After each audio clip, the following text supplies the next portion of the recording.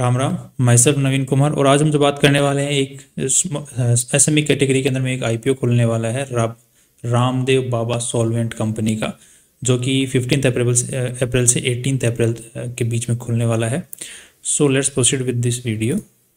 सो जैसे कि अभी स्क्रीन के ऊपर में देख पाएंगे, इस कंपनी ने जो अपना प्राइस रखा है वो 85 रुपीज़ पर शेयर का रखा है और 1600 का लॉट साइज है। सो आपको 1,36,000 रुपीज़ की एक आईपीओ की फाइल लगाने की जरूरत पड़ने वाली है ना। अब कंपनी के पास में जो टोटल शेयर होल्डिंग रह जाने वाली है वो 2,21,00,000 शेयर्स रह जाने वाले हैं। सो कंपनी अपनी पूरी कंपनी की वैल्यू लगा रही है 188 करोड़ रुपए।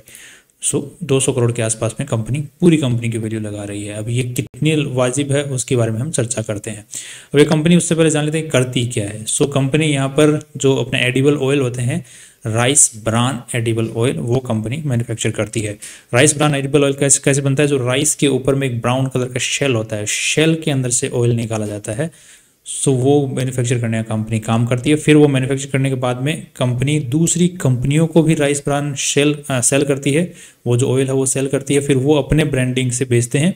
साथ में कंपनी की खुद की भी जो ट्रेडमार्क्स हैं उनको, उनके मतलब 2 ब्रांड्स हैं, उनके थ्रू भी कंपनी बेचती है। तो तुलसी है, एक सेहत नाम से, 2 कंपनी के पास में आज के दिन ब्रांड्स हैं। यही चीज़ कंपनी ने अपनी जो वेबसाइट है उसके ऊपर भी कंपनी ने बता रखी है। अगर कंपनी की देखते हैं तो ये देखिए, तुलसी के नाम से एंड सेहत के नाम से। और ये कंपनी के और जो मदर डेयरी, मैरिको, गोदरेज, कारगिल, ये कंपनी के और जिनको कंपनी अपना माल बेचती भी है, ये कंपनी के कस्टमर्स भी हैं।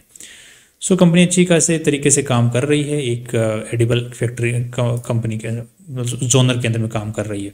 आज के दिन इनका जो आंध्र प्रदेश, तेलंगाना, कर्नाटक, जो साउथ इंडिया है ना, उधर में इनका ज़्यादा दबदबा है। इधर नॉर्थ इंडिया में ज़्यादा नहीं है इनका, उधर ही साउथ इंडिया बेस्ड ये कंपनी आज के दिन काम कर रही है। नेक्स्ट अगर देखते हैं कि अब कई लोग ये कंफ्यूज हैं कि रामदेव बाबा नाम से जो है ये बाबा रामदेव की कंपनी है या फिर वहाँ से कुछ लिंक्ड है, तो ऐसा कुछ भी नहीं है। ये कम्प्लीटली अलग कंपनी है, राइट।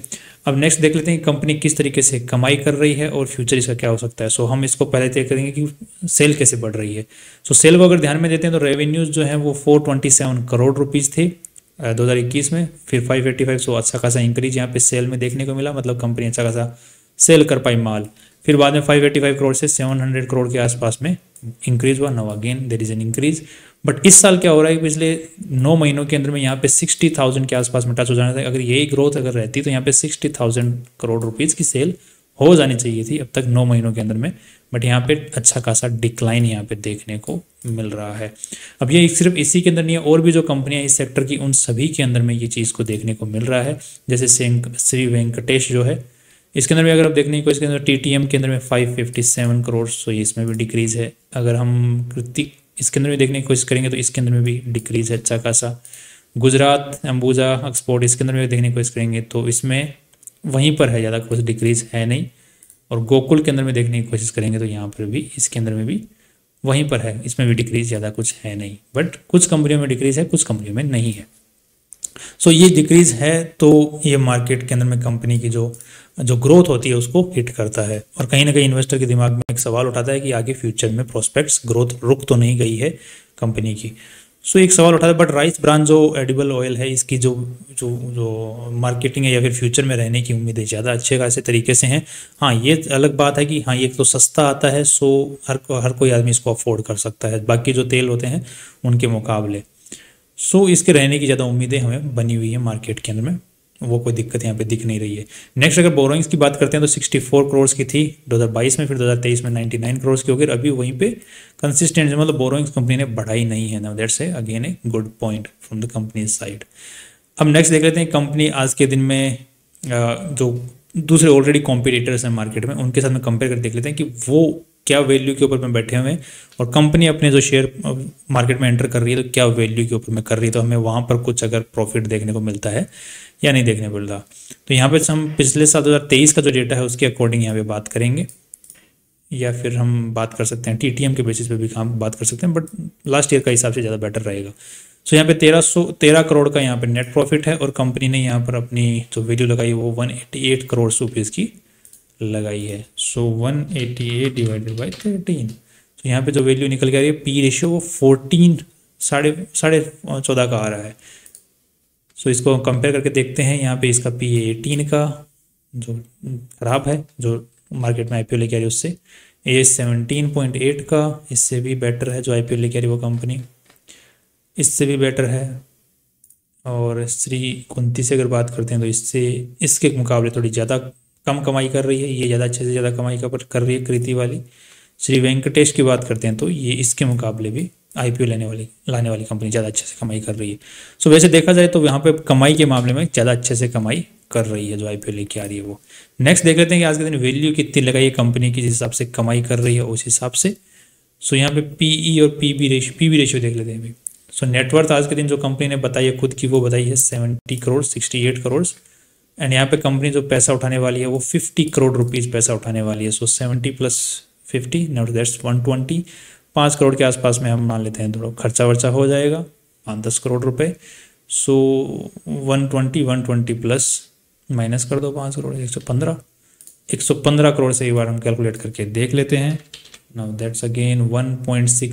सो 1.6 को हम कंपेयर करके देख लेते हैं तो यहाँ पे पीबी रेशियो जो है इसका 3 का है, इसके मुकाबले अच्छी वैल्यू पे है, इसके मुकाबले एक महंगी वैल्यू पे है, इसके मुकाबले अच्छी वैल्यू पे, इसके मुकाबले भी अच्छी और इसके मुकाबले भी अच्छी वैल्यू पे। सो एक दो कंपनी को छोड़ के, मतलब एक कंपनी को छोड़ के अच्छी वैल्यू पे, जो कंपनी ने खुद ही अपने कॉम्पिटिटर से बताए हैं उनके साथ में हम कंपेरिजन करके देख रहे हैं। सो यहाँ पे कमाई के हिसाब से भी वैल्यू है थोड़ी सी, और खुद की जो वैल्यू लगाई है कंपनी ने, ज़्यादा पैसे नहीं लगाए हैं खुद की कंपनी के, उस हिसाब से भी कंपनी में वैल्यू नज़र आ रही है। तो दोनों ही मामलों में ठीक है मामला अभी तक। तो नेक्स्ट देख लेते हैं कि कंपनी के पैसे उठाना क्यों चाह रही है, उसके पीछे कोई मोटिव या कोई रीज़न है। तो यहाँ पे कंपनी बोल रही है कि हमें एक नया प्लांट मैन्युफैक्चर करना है, जिसके लिए हमें पैसों की ज़रूरत है, setting up a new manufacturing facility. तो जितने 50 करोड़ रुपये उठा रहे इसमें से 18 करोड़ रुपये तो नई फैक्ट्री मैन्युफैक्चर करनी उसके लिए लगेंगे। नेक्स्ट जो है तो 8 करोड़ रुपए जो कंपनी के ऊपर में लोन है आज के दिन में 99 करोड़ का, उसको चुकाने के लिए कंपनी काम में लेने वाली है, जो कि ये रहा 99 करोड़ का जो लोन है, 8 करोड़ रुपए चुकाने में, मतलब फिर भी अच्छा खासा लोन बच जाने वाला है, राइट। नेक्स्ट अगर देख लेते हैं कि कंपनी बाकी पैसे, so working capital requirement 12 crore की, और बाकी जो पैसे हैं वो थोड़े बहुत आईपीओ लेके आने में जो एक्सपेंसेस होने वाले हैं उनमें काम में लेने वाली है। No that's fine till now. Next अब देख लेते हैं कि कंपनी के अंदर में कोई और झोल तो नज़र नहीं आ रहा है कहीं पे किसी तरीके से। सो अगर हम लोग चेक करते हैं 1 सेकेंड, तो ये कंपनी का रेवेन्यू स्ट्रक्चर है। तो रेवेन्यू स्ट्रक्चर के अंदर हमें तो कोई इश्यू नज़र आया नहीं। You can also find it out, आप अपने हिसाब से स्टडी करके देख सकते हैं। And finally one more thing we have to check, that's it GMP. So कि आज के दिन कंपनी का किस हिसाब से मार्केट में एक वैल्यू बना हुआ है। सो यहाँ पर अगर देखने की कोशिश करते हैं तो अभी 0% ही है। जब तक आईपीओ में अप्लाई होगा, जो कि 15 तारीख से 18 तारीख के बीच में, तो यहाँ पे जब अप्लाई कर रहे हो तो एक बार जीएमपी जरूर चेक कर लें। वो अगर 20-30% में पॉजिटिव की साइड में चल रहा हो, अब that's an add on thing कि आईपीओ अच्छे वैल्यू पे लिस्ट हो सकता है। बाकी फंडामेंटली देखा जाए तो मुझे कंपनी में कहीं दिक्कत नज़र आ नहीं रही है, डिस्पाइट वन थिंग दैट्स कि कंपनी की सेल इस साल कम हुई है। पिछले सालों के मुकाबले जो ग्रोथ कंपनी ने बना रखी थी सेल के अंदर में बढ़ती हुई, उसको एक अच्छा खासा हिकअप यहाँ पे देखने को मिला है। So finally that's all from our side, और बाकी आप अपना डिसीजन हमें कमेंट बॉक्स में बता सकते हैं। And see you tomorrow with new informative video. See you tomorrow.